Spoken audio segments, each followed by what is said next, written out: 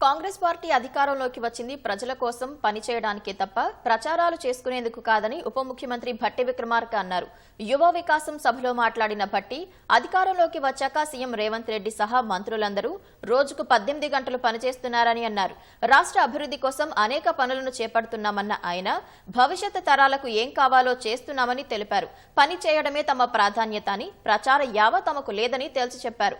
దేశ చరిత్రలో 21,000 కోట్ల రూపాయలతో రైతు రుణమాఫీ చేసిన ఘనత కాంగ్రెస్ ప్రభుత్వానిదేనని భట్టి స్పష్టం చేశారు.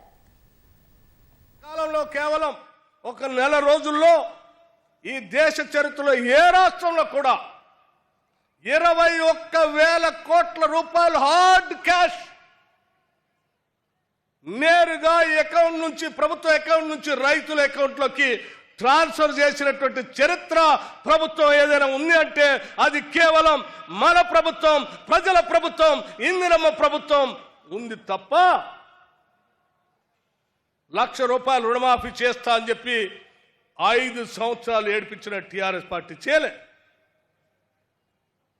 ఈరోజు 10 సంవత్సరాలు పరిపాలన చేసిన మీరు తెచ్చిన అప్పులకు సంబంధించిన డబ్బులు కట్టలేక, తప్పదు కట్టకపోతే బ్యాంకులు ఊకోవు కాబట్టి కేవలం ఈ 11 నెలల్లోనే హార్డ్ క్యాష్ 64,000 కోట్ల రూపాయలు బ్యాంకుకి అప్పులు వడ్డీలు కట్టాం.